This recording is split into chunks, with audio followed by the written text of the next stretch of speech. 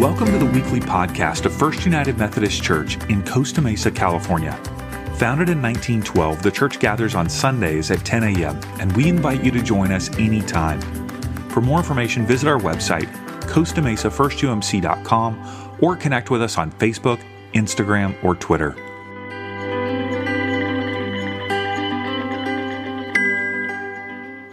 Well, we are on the fourth week of Advent, and if you have been following along, which I know all of you have, I'm sure you're lighting these at home. Is anyone else lighting? Does anyone have an Advent wreath at home? Yeah. My friends make fun of me because I don't love the Christmas colors, green and red. And so liturgically the colors are gold and purple, but green and red is kind of what's everywhere. And so my home is white and gold. So my entire Advent wreath is white and gold because I couldn't handle the colorfulness. Guys, I might have a problem. But we have been sort of following the different weeks. And so we started out talking about hope. And how an adventurous life, if we're living a life sort of in this sort of rhythm of Advent, and we'll talk about that in a minute, we have hope. And then my dear friend Scott came and spoke, a wonderful artist, and he talked about love. And most of you remember, not only did he talk about love, but he sang about it right there. Did anyone remember? Yeah? Now it's in my head. And so we talked about how an adventurous life is one that loves not only others, but is able to see ourselves as worth loving. And the last week we talked about the story of the shepherds and how an adventurous life is one that experiences joy even when things are seemingly hopeless. And then this week we talk about peace. And I know it's a difficult thing to talk about peace sometime when it feels like peace isn't around and peace is difficult to find. For some of you, you're right now thinking of all that you have to do after this service, and so there isn't much peace in you. But let us pray, and then we're going to learn a little from our friend Mary about peace. God, this morning, as always, I simply ask that the words of my mouth and the meditation of all of our hearts here in this room would be acceptable to you because, God, you are indeed our rock and our Redeemer. Amen. Have you ever kind of gone and heard someone speak? I'm sure this has happened to all of you, and you think, he stole my lines. Have you ever done that before?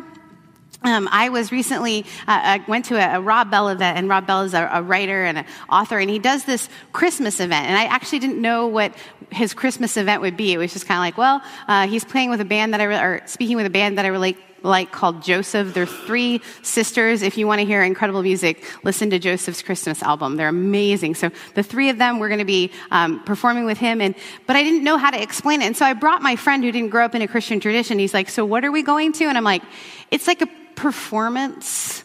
He's like, of what? And I'm like, well, this guy, he will talk for a while. He's like, that sounds like a sermon. I'm like, yeah, he'll give a thing. And I was like, I don't know how to explain this thing. But what it was that Rob simply sort of told the story of Christmas in a way that was maybe new and different to a lot of folks. And by that point, I had already had my sermon written, and so I was so excited because I'd done some research on Mary, and I was really excited to share with you some facts about Mary because I think her story is so profound. But he did a much better job of it. So I will tell you that I'm going to give you sort of the quick thing, but if you want to hear a really great explanation of why Mary is such a great example of peace, let me offer that you go to the Robcast, which is his podcast, and listen to it because it is actually incredible. And my friend who didn't grow up in the Christian tradition was like, that was incredible. And I learned then that maybe I should start preaching for an hour. Would you guys no? All of you are like, no, that is not what you should have learned from that. But what I loved is that he told the story of Mary in a way that reminds us that oftentimes when we send little kids in sheets down an aisle to perform this story of Christmas, we sort of take the scandal out of it, right? We make it this lovely story where my neighbor's daughter, she played the angel. Guys, it is the cutest thing I've ever seen. Her and I worked on her lines, and then I wasn't able to go, so her mom sent me a video of her delivering her lines, and she walked up to Mary and said, "Do not fear, Mary, for you are highly favored amongst God." And we went nuts because we're like, that's the best thing I've ever seen, right? Because kids doing the Christmas story is our favorite thing. There's something beautiful about this story. And as I reflected on like all these things that I learned, and it's interesting, why am I, Rob did such a great job. It's really hard to reinvent the story, but we're not meant to reinvent the story. There is something so profound about this story that is here in this tableau, this story. Every year we come to it, and every year pastors were tempted to be like, we're going to change it up. But we can't. Because the magic and the beauty of the story is that when we learn it more and more, there is enough in this story for a lifetime of wonder. And it's beautiful because even people who aren't sure what it means or if it means anything to them, their hearts are open a little bit at Christmas to hear the story of God amongst us, Emmanuel, who comes to be with us. It was interesting at the beginning of Rob's thing, he brought out his friend who is Josh Radnor. If you don't know who that is, and I didn't because one time he tweeted me and I was like, I don't know who this is. He's Ted from How I Met Your Mother, which is awful to say. He's Josh Radnor, but a lot of people know him as Ted the actor, and he's Jewish. So he came out and said, I love this Christmas story, and told all these like quotes that he adored about this Christmas story. Even those who have no connection to it spiritually, there is something about this story. And sure, we've added different pieces to it. It has become larger than life if we look at all the ways that, it's become marketed and that kind of stuff. But the story itself is still captivating. And I think it's really beautiful to think about Mary. As we think about peace, Mary, she gives this beautiful, it's called the Magnificat, the thing that she just gave. And if you've ever heard it sung, it's gorgeous. She says, look at this. I am highly favored. Now let's hear a little bit about Mary. Mary would have been about 13, we think, because it says she was childbearing years. Can you imagine your 13-year-old looking at you and being like, I am highly favored. Thank you for this gift, right? No, but life expectancy was about 30, and we know she lives actually longer than that because she's going to be the one who stands at her son's execution. Mary. Now, Mary, we know, was a good Jew, and so she would have heard the stories of other Marys that came before her. Look those up because that is an incredible thing to learn, is that Mary, even in her name, has a history of strong women who have brought the story of Judaism and our story of Israel just into this beautiful place where Mary is told that she is going to raise what? A ruler for a kingdom. Now, it says that she is afraid by the angel who shows up. This angel shows up, and we laugh because, I shared with you guys last week, I used to pray when I became like a little bit of an evangelical Christian. I used to just say like, Jesus, I believe in you, but please don't show up because that would really scare me, right? Like, don't actually show up. I like the idea of you, but the actual presence of you would be too much, right? I wanted no miracles. So it is that something shows up, but Mary grew up in a tradition where God showed up in odd ways. So what is she afraid of? Well, Mary's history is one of being, even the town she's from, Galilee, this area has been fought over for generations, and the people of Israel have been squashed again and again and again. She comes from a people who are oppressed, and even when they make it, when they are the leaders, when the kingdom happens, it is squelched. So you can imagine when you're being told not only you're having a baby, which again, if you want to have a good giggle, look at everyone's translation of her saying, how can this be, for I am a virgin? There's one that's like, how can this be, for I know not a man? It's like the best if you look at how they, again, try to make it pacified. It's almost as if the story is too much, so we have to take out the scandal. Plus, we didn't want our children delivering those lines, right? We hear Mary, her fear. She's going to love this child, but what she knows because of the history of her people is if he is a leader, he most likely will die in a brutal way. So as she pictures and has all these dreams for him, and we're going to talk a little bit about what happens when he lets her down, but next week, right? He had all these dreams of what it will mean for him to be a ruler. She starts saying these beautiful things, for it's almost in that moment that we can learn so much from Mary about peace, because she says, through all of this, all of these things will happen. The powers and the principalities will come at us, and yet God will still be present. I think about all of us. In this season of what's, peace is on everything. I had this beautiful card someone sent me, and there's like a gold embossed peace, right?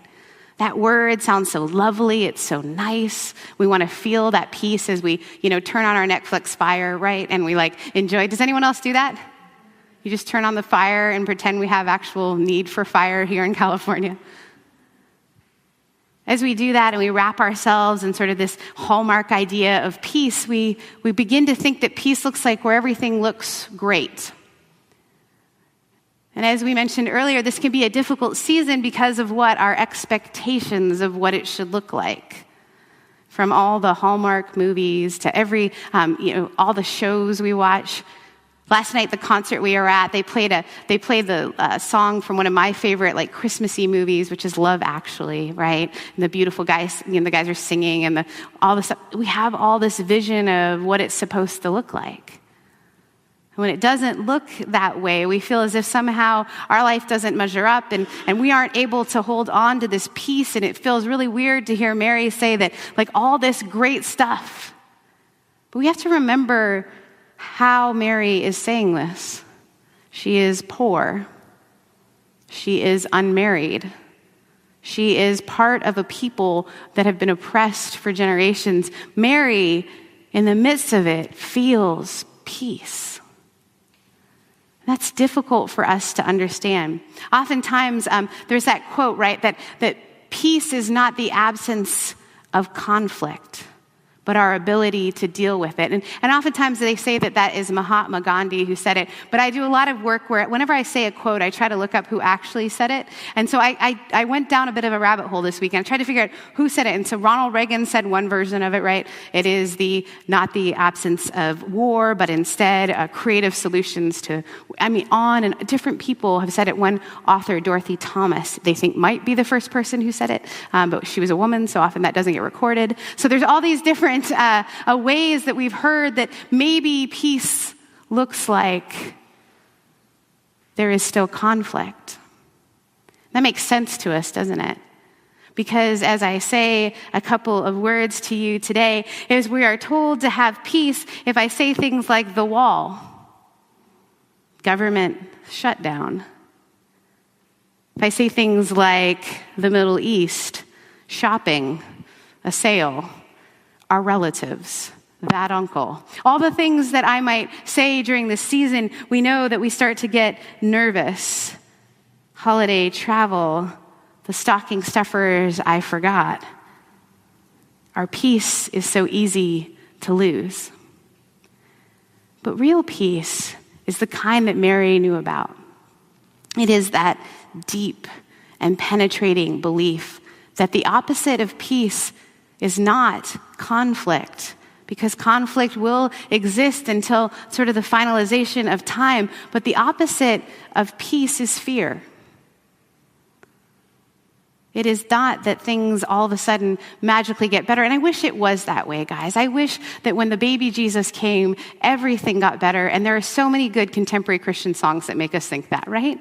That if I carry baby Jesus in my heart, I will get all the things. Not only that, I'll be successful and people will like me. I'll smell really good, right? We have all these things that we think if just this thing, and it sells really well, doesn't it? And there are a lot of pastors who might tell you that, but I don't think that the peace of Christ looks like that. Because sometimes the peace of Christ looks like me caring more about my neighbors who suffer now, and so I feel that suffering. Sometimes the peace of Christ means that I notice that more and more there is injustice. The peace of Christ actually can be quite disarming. Think about Mary. Her whole life will change. She has decisions to make. I love it because Luke tells us the most about Mary. Luke actually tells us the most about women. It is the first person that will know about the coming of Christ is a woman, and the first people to see him after the resurrection are women. And it is profound and beautiful because at the time, women weren't trusted. You can't imagine a time when women's voices weren't trusted, but it used to happen. That's a joke. We hear this teenager in the midst of conflict, in the midst of pain, offer up praise. And it's not cheap praise. It's not like, yay, you're going to make everything right. It is the recognition that things will still be hard, but she will not fear, for she trusts God. How challenging is that? How difficult is that to experience peace when it seems like everything is going wrong? Now, the language that she uses is very particular because it is opposite than the peace that was promised by Rome. See, what she says is quite political, actually, because Rome was offering something known as Pax Romana. And in order for peace to happen in Rome, people had to have the biggest swords. We can only have peace if we have the biggest military. And peace for them meant lack of conflict because we are the rulers and we stomp out anyone who tries to do anything different. And that's how we keep peace, but it is a fake peace. Now, you can't imagine a time, but I want you to put on your imagination caps and imagine a time when people thought the best way to get peace was to have the biggest military. I know it's really hard to imagine a time like that. But that's what Mary lived in. So not only did she live in a time when it seemed like everybody was grabbing for power, but she lived in a time when her people were under the strong foot of a ruling party. When anything looked like it didn't fit in, it was squashed immediately so that this fake peace could exist. I think about how often it feels as though we are in this place of peace, but we realize peace only exists for some of us and not all of us. So as we stare tomorrow at the story of Christ, the peace that came into this world, what does that look like? How is it different than the peace offered by so many other things? And I think it's this. It is an opportunity for us to get rid of some fear with some trust. And it's the hardest thing we do. And I think every year we come to hear the story. Like if tomorrow night I was like, I know you're here to hear about Jesus being born, but I'm going to mix it up. I'm going to talk about something completely different. People would throw their lit candles at me, right? Because we want to hear the story. Because it's in the story that our whole lives are reframed. We talked about Advent a couple weeks ago because for some of you, this Advent journey, this adventurous type of living, it's something you've never done before. You're like, no, just 1 week we showed up and it was Christmas. You know, our brothers and sisters of the faith have started Christmas in the massive churches Thursday. I'm like, he's not here yet, guys. You got to wait, right? But there isn't this season or patterning of waiting. And that's why I love the liturgical calendar. I love the idea that we have to pattern and rhythm our lives differently. And so we come to hear the story of peace. It isn't the absence of conflict, but it is the presence of trust. There is this song, and we're going to sing it in a moment. And it's "Make Me a Channel of Your Peace." And it's a St. Francis Assisi wrote this beautiful prayer, and then it was turned into a song. And it means a lot to me because I think about the first time I understood what that was, and I was quite young. I was 9 years old. And I remember distinctly because that was one of the hardest years of my very short life at that point. I had a beloved hamster. And I know you're all feeling for me right now, but I had this beloved, you can understand, a beloved hamster. And this hamster had gotten something very odd on his body. He had a tumor. And I remember because he passed away from this word, it was the first time I'd heard it, cancer. Talk about a peace stealer.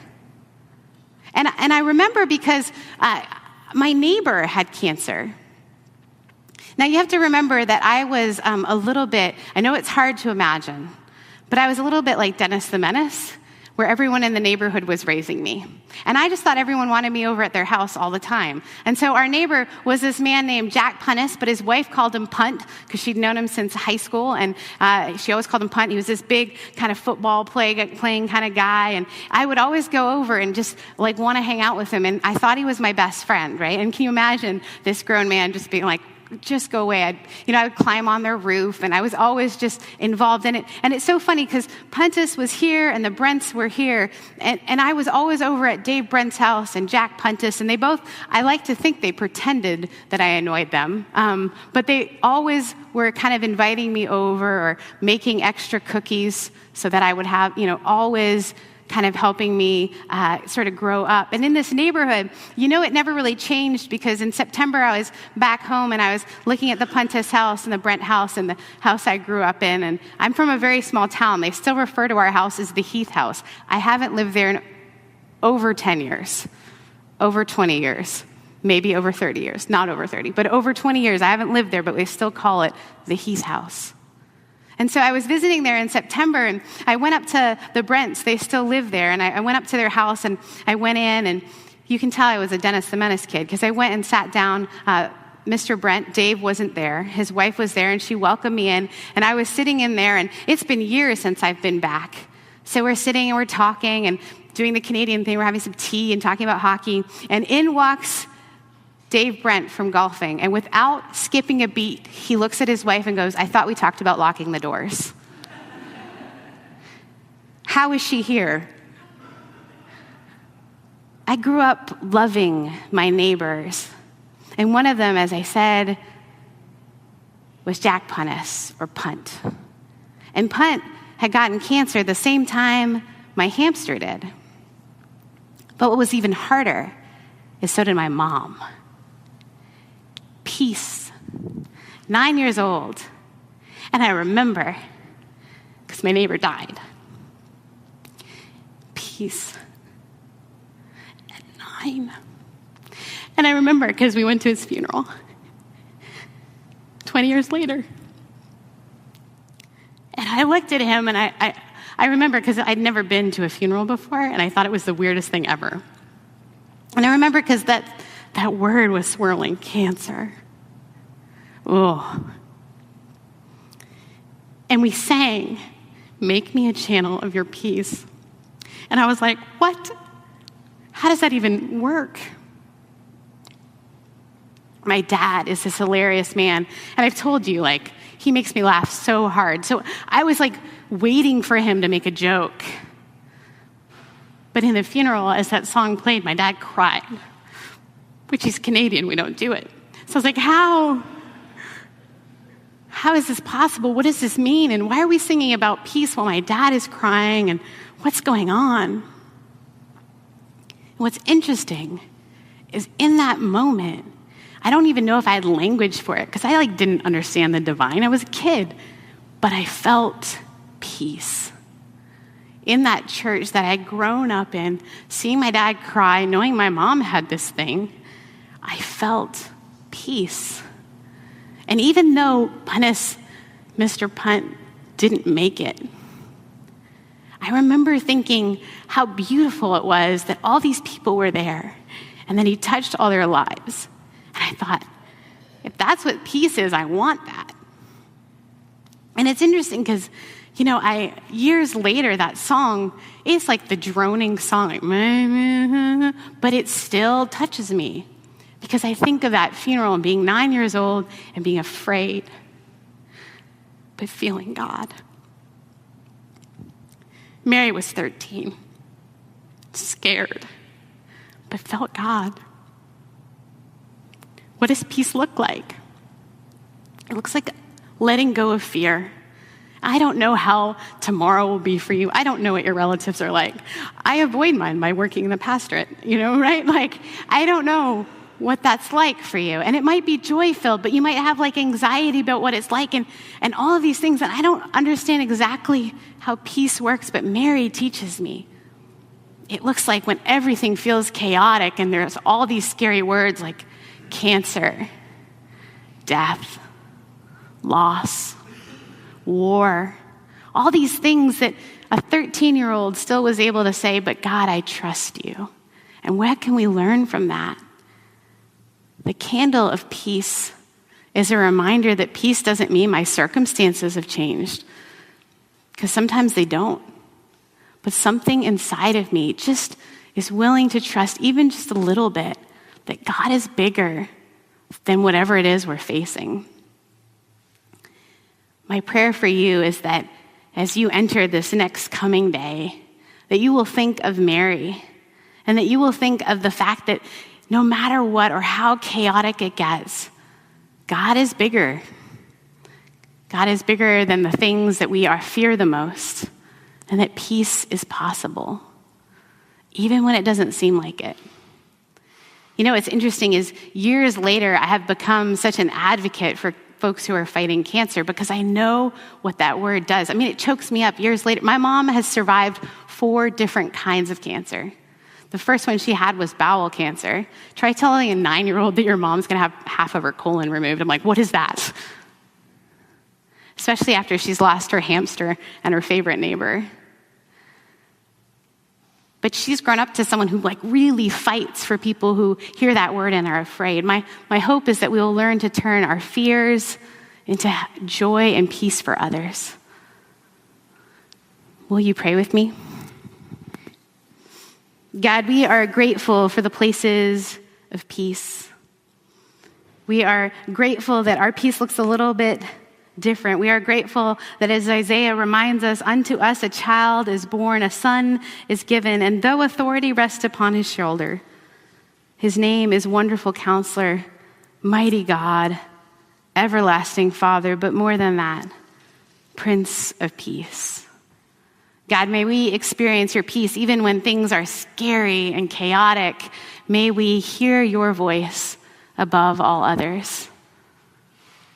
May we trust you. God, we are grateful. And it's in your name that we pray. Amen.